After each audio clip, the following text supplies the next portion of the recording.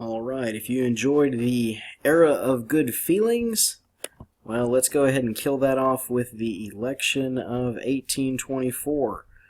The election that is going to take us back into a two-party system. Okay, so one of the characteristics of the era of good feelings was the fact that you only had Democratic Republicans. There's only one political party. That happened because of the Federalists. Their actions during the War of 1812 make them look like unpatriotic, traitorous jerks. And so, if you're a voter, you don't want to vote for those guys because clearly they don't like America. But if you're a politician, you don't want to join the Federalists. You want to join the Democratic Republicans after the War of 1812. Really for two reasons. Number one, you may not want to be associated with a group that you believe has acted as traitors during the war. At the very least, maybe you just want to win the election. And your constituents are going to see the Federalists as people they won't vote for, so if you run as a Federalist, you won't win.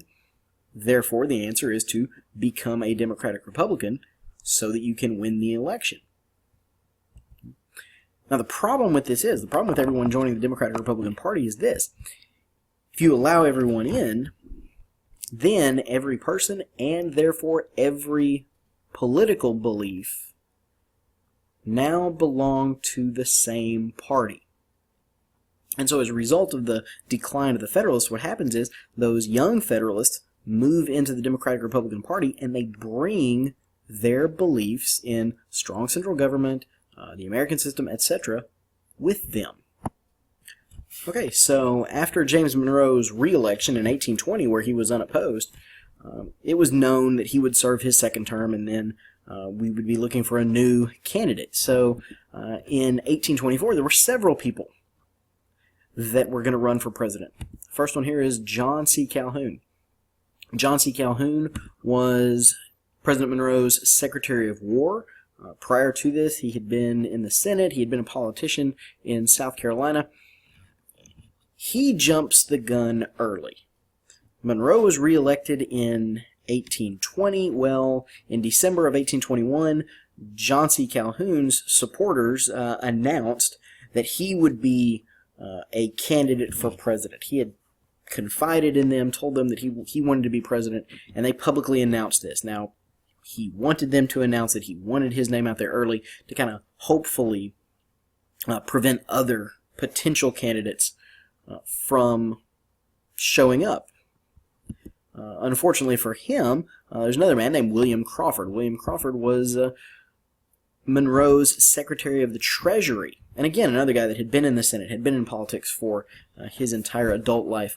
His supporters, both in Congress and in government, worked to undermine Calhoun as Secretary of War. So from 1821 to 1824, Calhoun is trying to get things done and just can't. For instance, Crawford's supporters in Congress denied funds to the military and then refused to allow the promotion of new officers as a way to just kind of keep Calhoun from being able to do his job. Okay? Crawford ended up being nominated by what is called a congressional caucus. Members of Congress got together, debated amongst themselves, and came up with a name. Who do we think would be a good president? And submitted then that name to the voters. Another candidate for office is John Quincy Adams. At this point in time, John Quincy Adams was Secretary of State for James Monroe. Long, storied political career. He had been a senator. He had been a congressman. He had been ambassador to Russia at one point. Even during the Revolutionary War, he had traveled to Europe with his father, John Adams, as a translator. So he's had lots of experience in this foreign policy arena. He was nominated at a party meeting in Boston. So the Northeastern Democratic Republicans got together and threw his name into the hat. Younger guy, Henry Clay. Henry Clay was from the state of Kentucky, and in 1824 he was the Speaker of the House. Kind of represented the political clout that the Western states had. And he had been shown up on the political scene several years before. He was the one that had come up with the American system, the idea of binding the country together with the roads and canals and support for industry. He was actually nominated for president by the state of Kentucky, their legislature. So you have these four guys, lots of political experience, lots of political ability. And these are probably some of the best political minds of the time. And then you have Andrew Jackson. Andrew Jackson, of course, was a war hero. He was a failed politician. He had been sent to the Senate by the state of Tennessee, but wasn't really good at it. He had been a judge. He wasn't really good at it. He had been a lawyer. He wasn't good at it. The only thing he found success in was as a military leader. But he was nominated by the Tennessee legislature and a state convention in Pennsylvania. State convention is Democratic Republicans from throughout the state of Pennsylvania meet, and then they nominate someone for president. So you have these five guys running for president in 1824, and just mathematically, that's probably not going to work out. John C. Calhoun is the first person to realize that this wouldn't mathematically be such a good idea, since you're looking to win a majority of the electoral vote. And so Calhoun, even though he was the first one to declare his candidacy for president, he is also going to be the first one to drop out, saying instead that he wanted to be elected as vice president.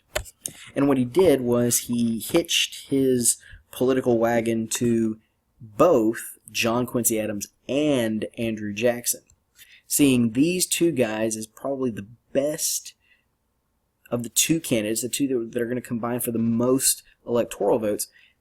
He said, I would be honored to be vice president for either John Quincy Adams or Andrew Jackson, assuming correctly that the electors that vote for John Quincy Adams would also vote for Calhoun, and the electors that voted for Andrew Jackson would also vote for Calhoun, thus giving him the vice presidency. Now, he is not content with being vice president. His ultimate goal is he thinks both of these guys will not serve as a good president. He thinks neither one of them will be able to get things done. He thinks neither one of them will be popular. And at the end of 4 years, he'll be able to go to the American people and say, look, this has been a complete disaster. I don't blame you, the voters, for doing it. I blame myself for not allowing you to choose me as president. And so let me begin to correct this mistake by running for president now 4 years later, now that whoever it is that's been elected has ruined the country. And that's what he's planning on. Okay, he's a really good politician. Now, election day comes, and the people go to vote, and you have a lot of people going to vote in this election, and the way the electoral vote turns out, Andrew Jackson picks up 99 electoral votes, John Quincy Adams 84, William Crawford 41, and Henry Clay 37. And if you're worried about those numbers, don't worry, they'll be back in just a second. This is the way the electoral map ends up looking here. Okay, the kind of the blue for Andrew Jackson, this dark blue for William Crawford, the light blue up here in New England for John Quincy Adams, and then this kind of greenish blue for Henry Clay.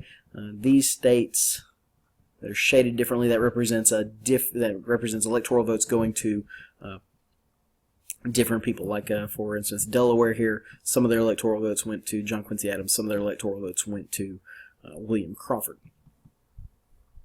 Okay. Now, if you can't tell from this map, and if you also can't tell from the numbers, there is no majority in that electoral vote total, and so therefore the final decision in who will be president is going to go to the House of Representatives. Calhoun, by the way, would receive 182 votes for vice president, as Jackson's people and most of Adams' people voted for John C. Calhoun, and so he became vice president outright. So that was not in question. The question was who would be the president. And so they took this to the House, and the rules state that the House would choose from the top 3 electoral vote winners. That is Jackson, Adams, and Crawford. Henry Clay, who came in fourth, would be left out. But let's not forget what his job was. He was the Speaker of the House. That means he is in charge of the House of Representatives. That means he will be overseeing this vote. And the way the vote works is each state has one vote. So all of the members of the delegation from the state of Virginia get together, talk, vote which of these three guys do we want, and whoever has the majority, whichever one of the three has the majority, gets Virginia's one vote, etc. for the rest of the states. Henry Clay is going to use his power and influence as Speaker of the House to swing the House to support John Quincy Adams. The guy that came in second in the electoral vote, the guy that came in second in the popular vote. Andrew Jackson also won the popular vote. Henry Clay is going to use his influence to get the House to elect Adams as president. He has a couple reasons for doing this. Number one, Adams and Clay have very similar political ideologies, very similar political goals. Adams is a supporter of Clay's American system. They both have that idea of a strong national government. And then Henry Clay also has a personal reason to do this. Henry Clay absolutely hates Andrew Jackson. Jackson, he felt, was just a terrible politician and would ruin the country, kind of like Calhoun, except much more personal in part of Henry Clay. Now, real quick, I want to put these two maps up. This one over here on the left, this is the original electoral vote. And this one over here on the right is the way the House voted. And I just want to point out some things. I mean, obviously, Clay's going to use his influence, and so the states here, Missouri, Kentucky, and Ohio, that voted for Henry Clay, of course, he's going to use his influence to get them to switch and vote for John Quincy Adams. But look at what he is able to do with Louisiana. Louisiana gave their votes to, some of their electoral votes to Andrew Jackson, the majority of their electoral votes to Andrew Jackson. He's able to get them to switch all the way over to John Quincy Adams. Okay, here, New York split its electoral votes between William Crawford, Henry Clay, and Andrew Jackson. And instead, he gets New York to flip over to John Quincy Adams. He gets Maryland to flip to John Quincy Adams. Okay? Doesn't get North Carolina to flip to John Quincy Adams, but he gets them to flip away from Andrew Jackson to William Crawford. And so using that influence, he's able to get John Quincy Adams elected. Adams turns around. After being elected president, knowing he'll be president, he names Henry Clay as the new Secretary of State. Jackson is going to call this whole situation here, the corrupt bargain.